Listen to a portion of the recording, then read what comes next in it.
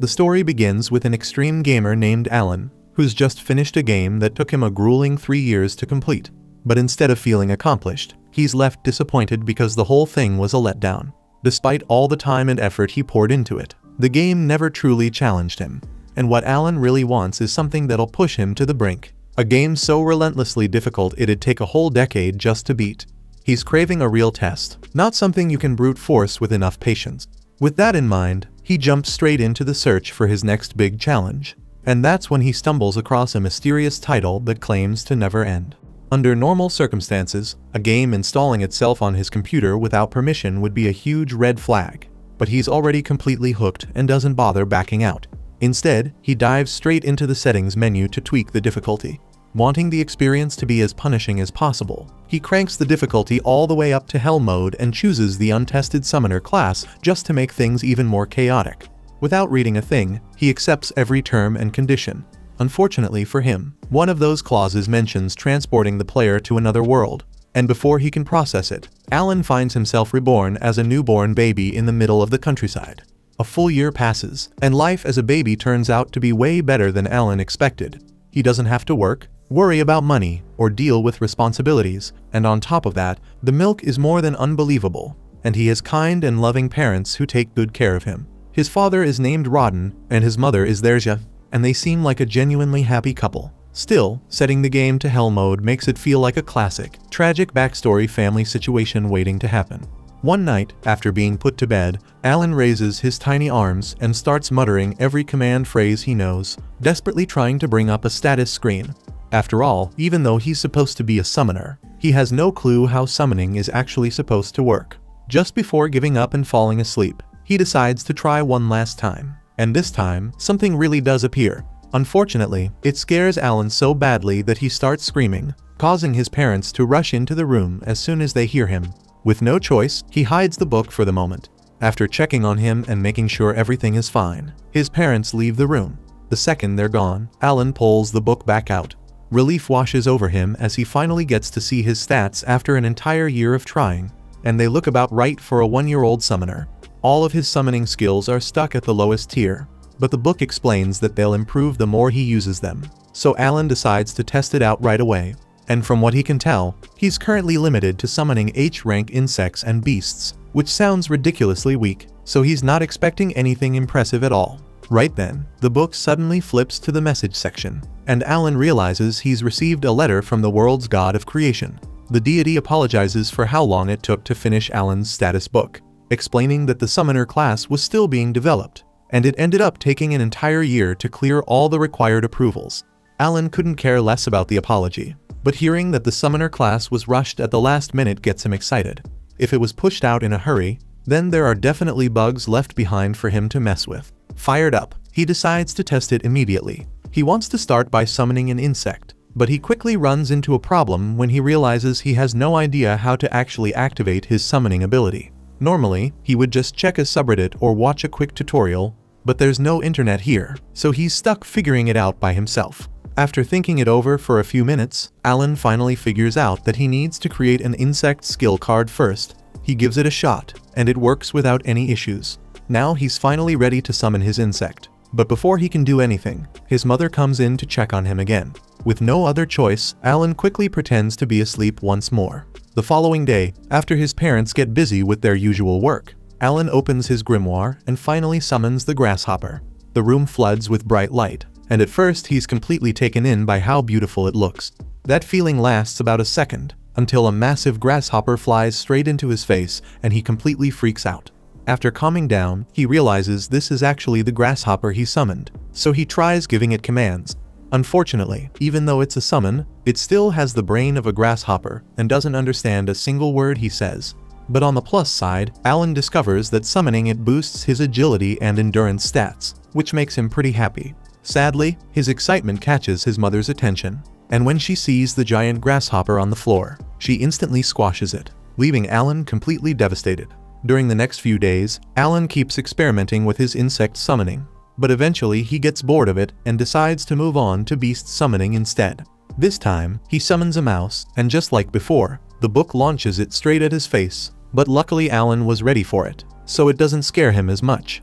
The mouse also comes with its own stat boosts, but it's still not very smart, so having a real conversation is impossible.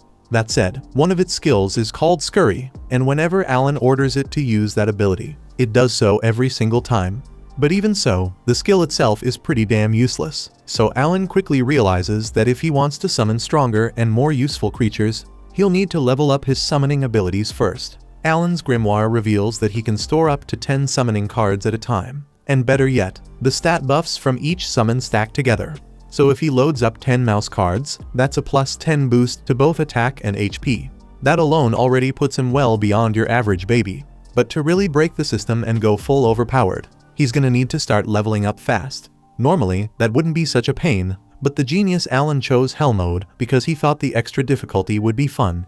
Now, gaining experience takes 100 times longer than usual, which means he's officially locked himself into a hellish grindfest. Later that day, Rodden stumbles back into the house, drenched in blood, but thankfully, none of it is his. He just helped the village guys bring down a giant boar.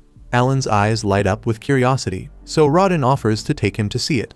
Without hesitation, Alan climbs onto his dad's shoulders and they head off toward the hunting grounds. For Alan, this is the first time he's ever gotten to see the world beyond their home, and he's absolutely soaking in the new scenery.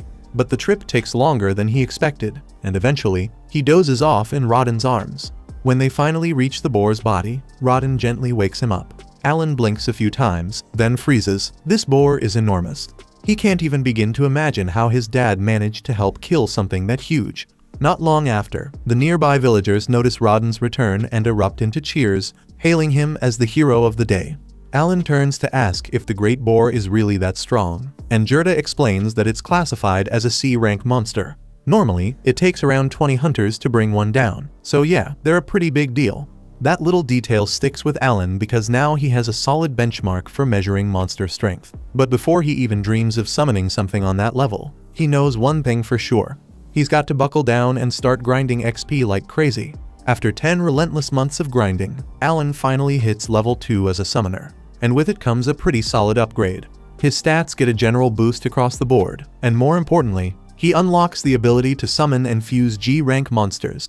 Hype as that is, there's a catch. Fusion costs a hefty chunk of MP, so Alan wolfs down dinner to refill some mana and rushes back to his room, only to be hit with disappointment again.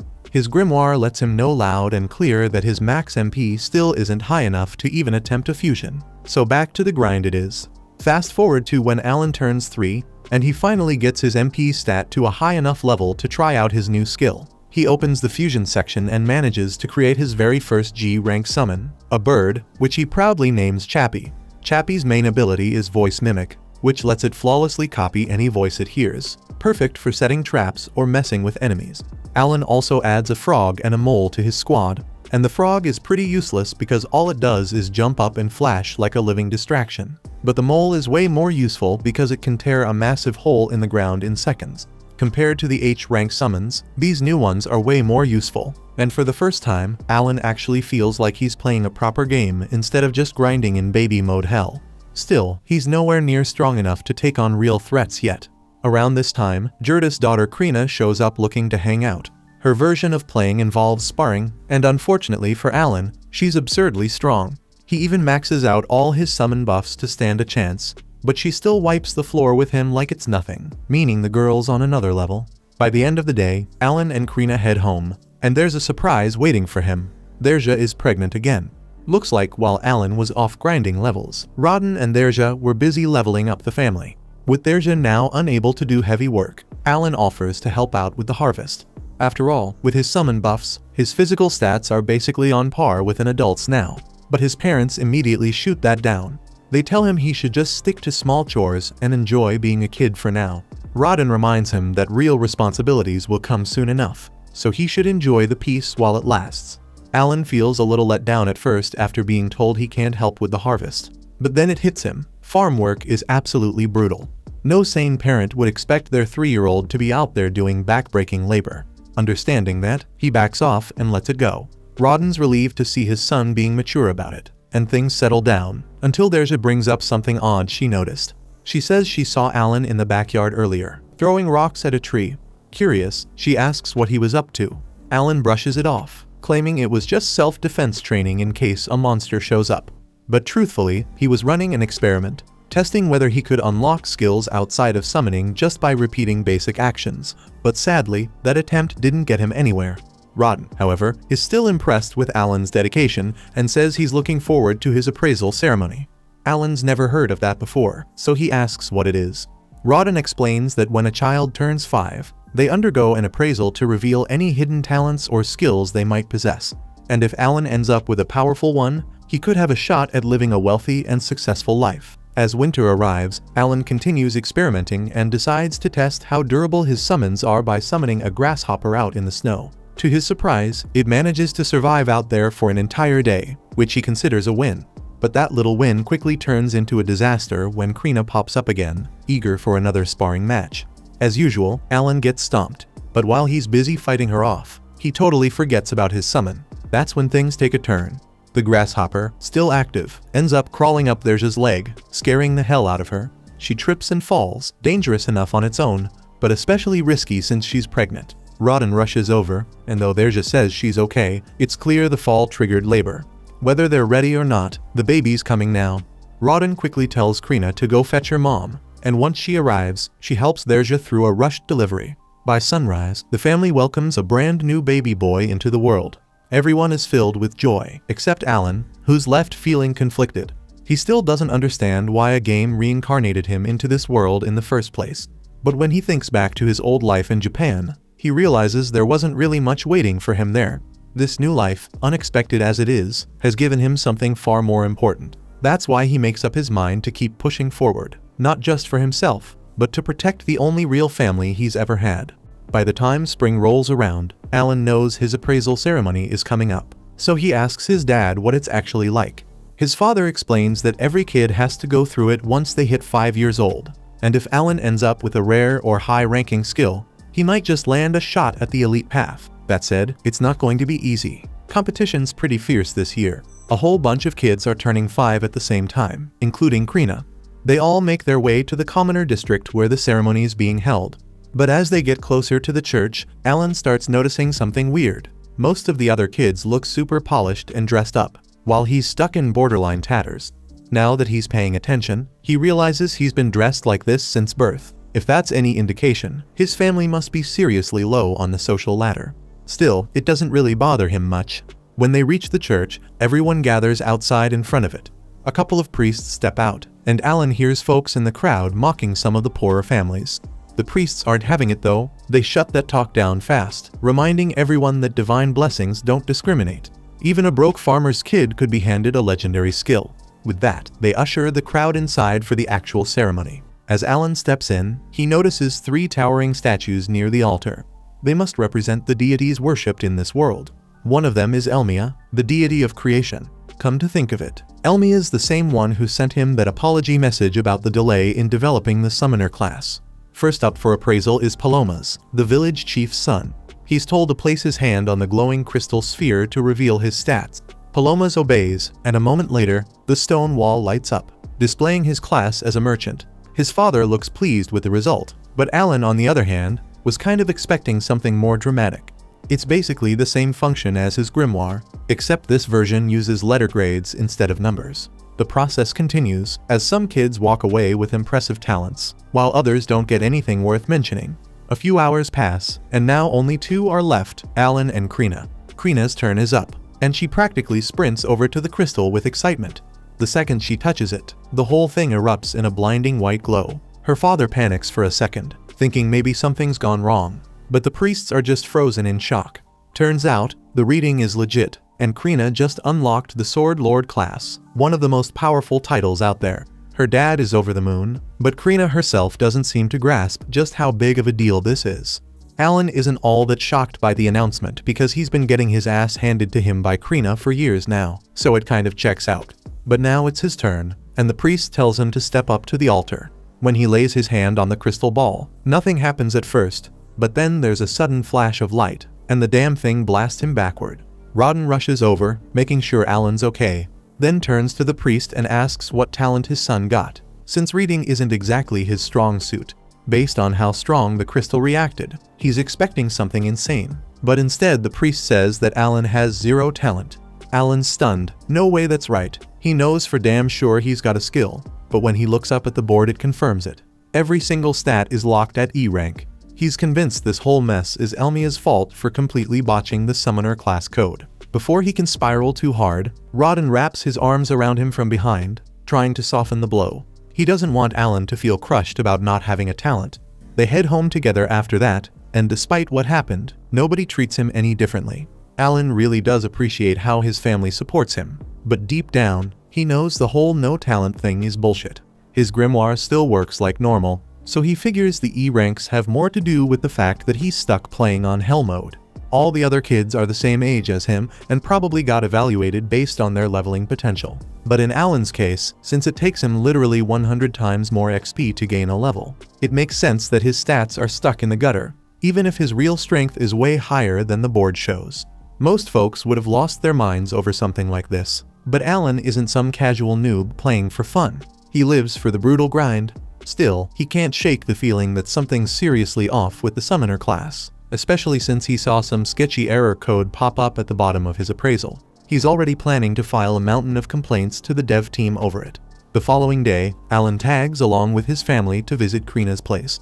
But on the way, he starts picking up on something odd. His dad's been acting off. Over at Krina's house, everyone's in the mood to party and celebrate her becoming a sword lord. But Rodden still looks like he's chewing on a lemon. Gerda flat out refuses to join the celebration until Rodden quits the attitude. At first, Alan thinks maybe his dad's just bitter that Krina got something special. But that's not like him at all. Rodden's not that petty, so whatever's eating at him, it has to be something deeper. The two of them keep going at it for another minute until Gerda finally blurts out that Rodden mentioned cutting ties between their families right before they sat down. Rodden stands by what he said, explaining that now that Krina's a sword lord, she's got a damn near guaranteed way out of this tiny backwater town. If things go well, she might even rise to nobility. And if that happens, staying connected to a broke family like Rodden's could just drag her down.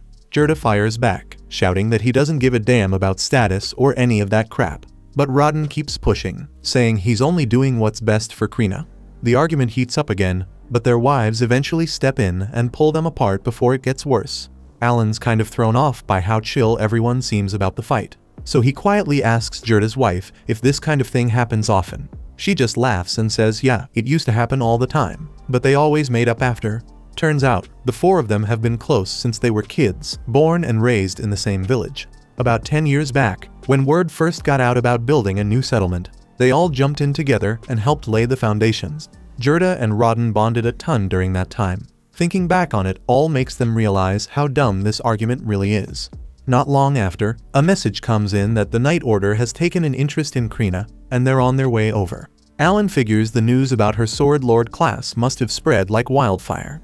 It's a good thing, of course, as she's finally getting the recognition she deserves. But Gerda still seems a little uneasy because she's way too young to be signing up for knighthood just yet.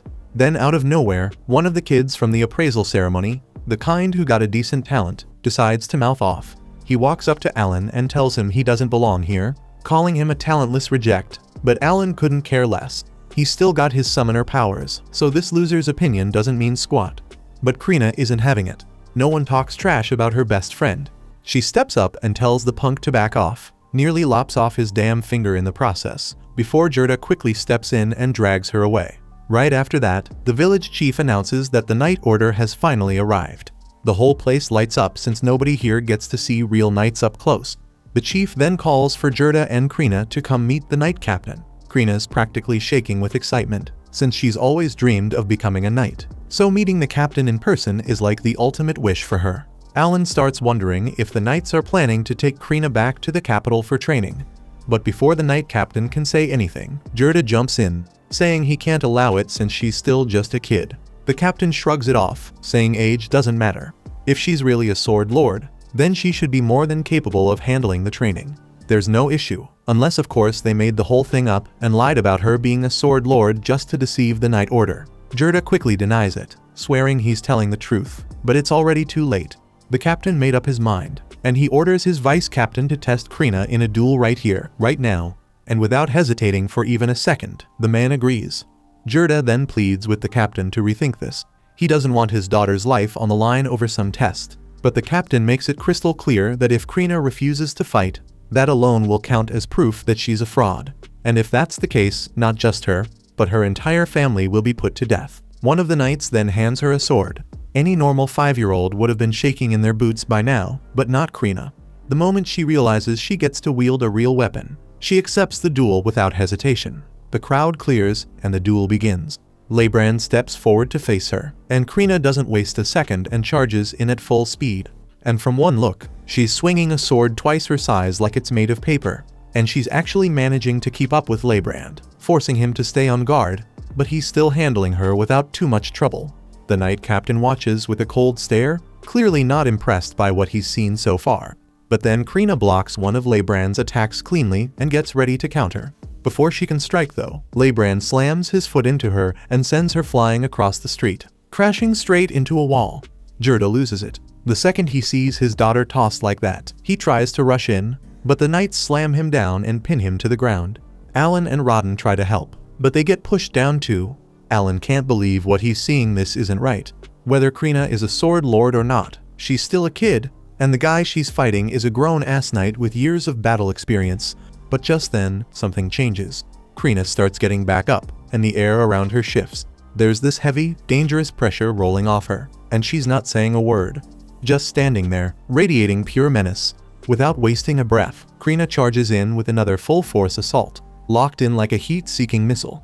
This time, Reborn doesn't stand a chance. She absolutely steamrolls him, shattering his sword clean in half and nearly lopping off his damn head. Krina looks a little let down that the match ended so fast, but she clearly enjoyed herself. She casually thanks Reborn for the warm-up and strolls off, leaving the poor guy with nothing but the crushing fact that he just got wrecked by a 5-year-old. Jirda exhales hard, grateful that his daughter made it out in one piece, and starts showering her with praise for how well she fought. But before he can even process what just happened, the knight captain steps in, and Jirda instantly goes on guard, not wanting that man anywhere near his daughter. This time, the captain drops the arrogance and admits Krina really is a sword lord. He even apologizes for dragging her into the duel. He says he wants to have a proper conversation about her future, but Jirda instantly shuts him down. The captain then offers to let him bring backup to the meeting if that'll help. And after a moment of hesitation, Jirda agrees, only because it makes him feel a bit more secure. They all head to the chief's house for lunch, where Xenoph properly apologizes for the stunt he pulled earlier. He explains that he was ordered by the Baron to verify if a genuine sword lord existed in this village, and after what he just witnessed, there's no denying it. Xenoph then brings up how 3 years ago, a so-called sword saint popped up in a count's household.